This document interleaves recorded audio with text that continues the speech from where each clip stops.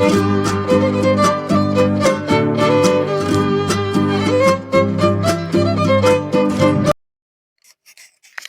Viewers, RJ തേര അവർ travel പാർട്ട്ണറിന്റെ പുതിയൊരു വീഡിയോയിലേക്ക് എല്ലാവർക്കും സ്വാഗതം.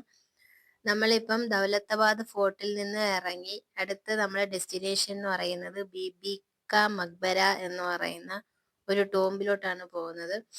ഇത് ദൗലത്താബാദ് ഫോർട്ടിൽ നിന്നും ഏകദേശം 16 കിലോമീറ്റർ ദൂരമുണ്ട് അങ്ങോട്ടേക്ക്. ഇത് ഏകദേശം സിറ്റിയിൽ തന്നെയാണ് സ്ഥിതി ചെയ്യുന്നത്. നമ്മൾ അവിടെ നിന്ന് ഇറങ്ങിയപ്പോഴത്തേക്കും 2 മണി കഴിഞ്ഞിരുന്നു.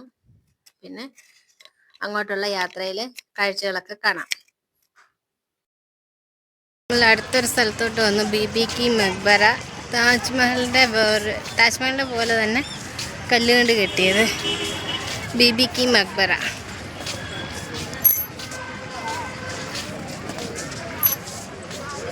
ബീബി കാ മക്ബര ടോംബ് ഓഫ് ദ ലേഡി എന്നാണ് അറിയപ്പെടുന്നത്. ഇത് മഹാരാഷ്ട്രയിലെ ഔറംഗാബാദ് സിറ്റിയിലാണ് സ്ഥിതി ചെയ്യുന്നത്. ഇത് കമ്മീഷൻ ചെയ്തത് 1660 മുഗൾ എംപററായ ഔറംഗസേബിന്റെ പുത്രനായ അസം ഷാ അദ്ദേഹത്തിന്റെ അമ്മയായ ദിൽറസ് ബാനു ബീഗത്തിന്റെ ഓർമ്മയ്ക്കായിട്ടാണ് ഇത് സ്ഥാപിച്ചത്.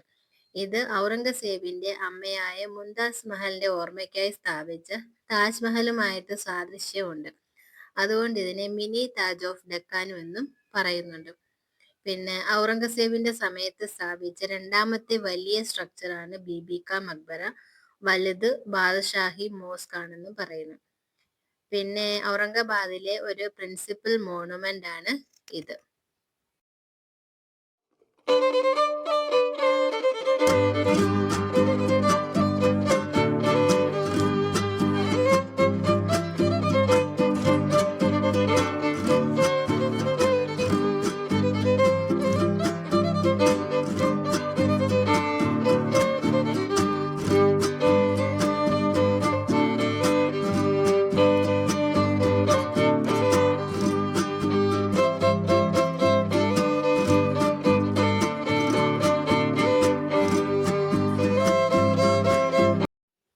ആഗ്രയിലെ താജ്മഹലിന്റെ പോലെ തന്നെ ഷേപ്പാണ്, പക്ഷെ അതിനെക്കാട്ടി കുറച്ചുകൂടെ ചെറുതാണ്. ഇതിനും 4 സൈഡിലും 4 ടവർ പോലെയുണ്ട്. അതിന്റെ ഒരെണ്ണത്തിന്റെ ഹൈറ്റ് എന്ന് പറയുന്നത് 12 ഫീറ്റ് ആണ്. അതിനകത്ത് 144 സ്റ്റെപ്സും ഉണ്ട്. പിന്നെ നമ്മൾ അതിന് ചുറ്റും ഒന്ന് കറങ്ങി നോക്കി. എല്ലാ സൈഡും 4 സൈഡിലും ഏകദേശം ഒരുപോലൊക്കെ ഇരിക്കുന്നു. പിന്നെ ഇതിലെ ഏറ്റവും മുകളിലുള്ള ഡോം മാത്രമേ ഉള്ളൂ മാർബിൾ കൊണ്ട് നിർമ്മിച്ചിരിക്കുന്നത്. ബാക്കിയൊക്കെ ബസാൾട്ട് റോക്ക് കൊണ്ടാണ് നിർമ്മിച്ചിരിക്കുന്നത്.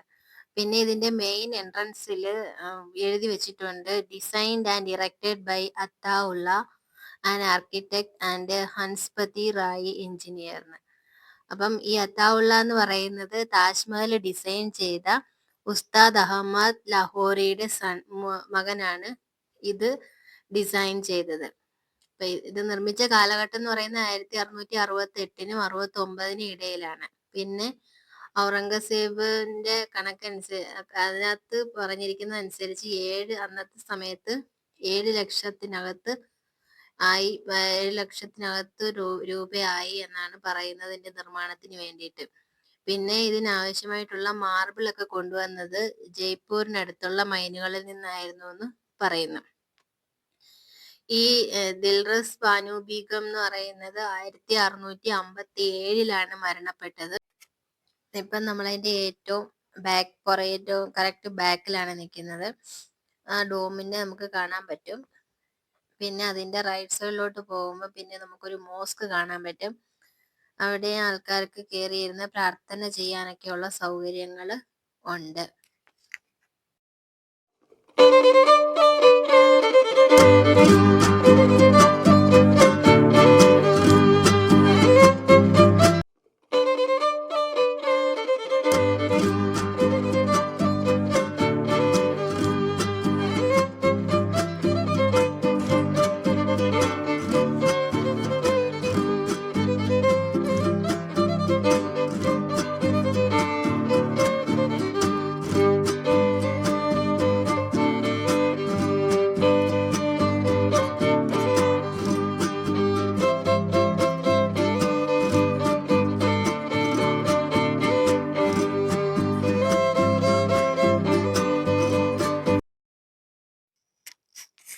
പിന്നെ നമ്മൾ ഒന്ന് റൗണ്ട് അടിച്ച് വന്ന് അകത്തോട്ട് കയറാൻ പോവുകയാണ്. അകത്തോട്ട് കയറുമ്പോഴത്തേക്ക് നമ്മൾ ചെരുപ്പൊക്കെ ഊരി വെളിയിലിട്ടിട്ട് വേണം കയറാൻ.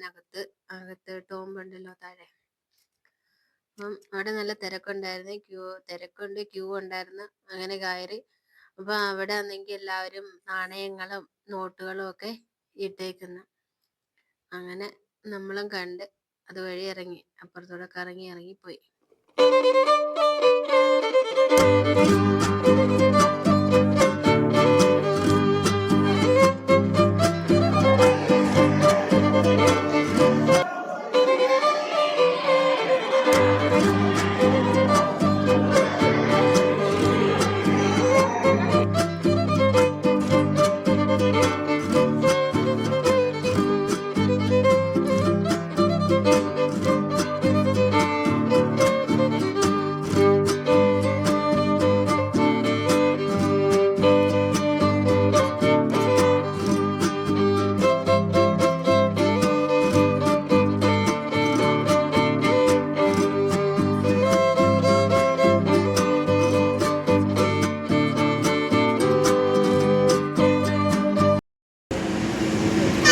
അങ്ങനെ നമ്മൾ അവിടുന്ന് ഇറങ്ങി തിരിച്ചു വരുന്ന വഴിക്ക് ഫുഡ് കഴിക്കാൻ കയറി. അപ്പോൾ തന്നെ 4 മണിയായിരുന്നു. ഫോർട്ടിൽ നിന്ന് ഇറങ്ങിയപ്പോഴേ എല്ലാവർക്കും വിശപ്പായിരുന്നു. ഇനി ഇവിടുത്തെ സമയം ലേറ്റ് ആവുമെന്ന് വെച്ചിട്ട് നമ്മൾ കഴിക്കാൻ കയറിയില്ല. പിന്നെ ഇവിടെ കൂടെ കണ്ടിറങ്ങിയതിന് ശേഷമാണ് കഴിക്കാൻ കയറിയത്. എല്ലാവർക്കും നല്ല വിശന്ന് തളർന്നിരിക്കുകയായിരുന്നു. ഇതാ കടയിലെ ഓണറാണ്. അങ്ങനെ നമ്മൾ ഫുഡ് കഴിച്ചിട്ട് ഇറങ്ങി. നല്ല ടേസ്റ്റി ഫുഡായിരുന്നു. കടയിലെ ഓണർക്ക് ടാറ്റ ബൈ ബൈ പറഞ്ഞ് നമ്മൾ ഇറങ്ങി. നമ്മൾ വീട്ടിലെത്താറായപ്പോഴത്തേക്ക് രാത്രി 8 മണി ആവാറായിരുന്നു. പിന്നെ നമ്മൾ വരുന്ന വഴിക്ക് കുറച്ച് ഗ്രോസറി സാധനങ്ങളൊക്കെ വാങ്ങിക്കണമായിരുന്നു. സാധനമൊക്കെ വാങ്ങിച്ചിട്ട് നമ്മൾ വീട്ടിലെത്തി. പിന്നെ ഇത് ഒരു ദിവസത്തെ വീഡിയോ ആണ്. ഞാൻ 3 വീഡിയോ ആയിട്ടാണ് അപ്ലോഡ് ചെയ്തിരുന്നത്. ഒന്നാമത്തത് ഗ്രിഷ്ണേശ്വർ ജ്യോതിർലിംഗം, പിന്നെ രണ്ടാമത്തത് ദൗലത്താബാദ് ഫോർട്ട്, മൂന്നാമത്തെ ബീബി കാ മക്ബര. അപ്പോൾ ഈ വീഡിയോ കാണാത്തവർ കയറി കാണണം. വീഡിയോ ഇഷ്ടപ്പെടുകയാണെങ്കിൽ ലൈക്ക് ചെയ്യണം, ഷെയർ ചെയ്യണം, കമൻറ്റ് ചെയ്യണം, സബ്സ്ക്രൈബ് ചെയ്യുകയും വേണം. And thank you for watching.